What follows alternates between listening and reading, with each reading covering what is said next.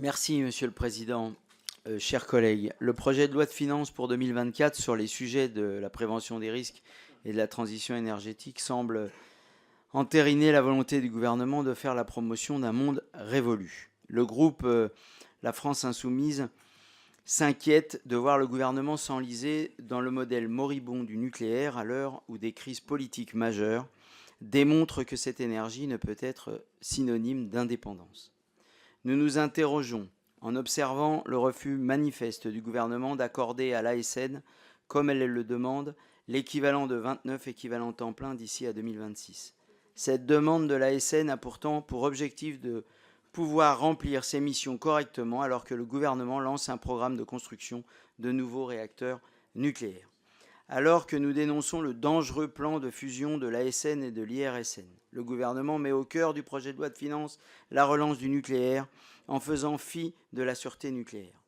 Nous dénonçons cette prise de risque, alors que sur notre sol fonctionne toujours la centrale nucléaire du Bugey, doyenne en Europe, choisie pour accueillir 2 nouveaux réacteurs EPR2, alors que depuis plus de 40 ans, cette centrale a accumulé des dizaines d'avaries, de pannes, de fuites et d'incidents en tout genre, mettant chaque fois un peu plus en danger nos compatriotes.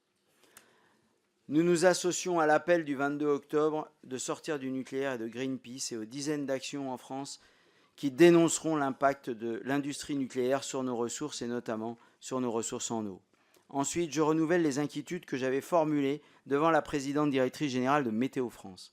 Rien ne semble indiquer une attention prégnante de faire de Météo France un acteur clé pour faire face au bouleversement climatique à l'heure où cet opérateur a déjà dû faire face en 10 ans à la suppression de 600 postes et à une diminution de 20% de la subvention de l'État. Pour finir, nous nous associons aux craintes apparentes du rapporteur Jean-Louis Bricout.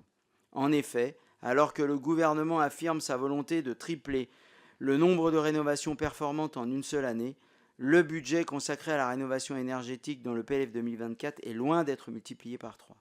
Au rythme du gouvernement, il faudrait près de 2 millénaires pour rénover l'ensemble des passoires thermiques du pays. L'urgence climatique nous oblige à un changement d'échelle immédiat et c'est le sens de la proposition que nous portons avec mon collègue Coulombe. Une fois de plus, je m'en fais ici son porte-voix.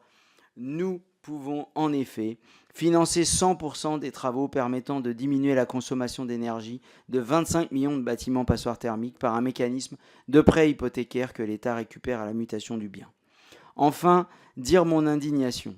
Alors que la précarité s'installe partout et que la flambée des prix du gaz et de l'électricité s'étend à l'ensemble des foyers, le gouvernement s'enlise dans la politique des chèques et des ristournes.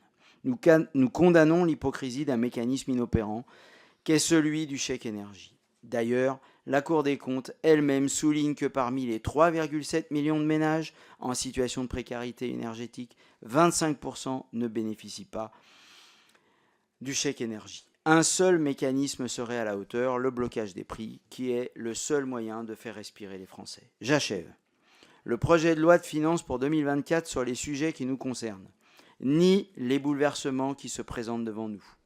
Malgré les rapports du GIEC et les condamnations successives du gouvernement pour inaction climatique, celui-ci s'obstine dans la relance dangereuse du nucléaire et dans des mesurettes d'apparence. Le monde nous regarde, nous devons collectivement être à la hauteur. Je vous remercie.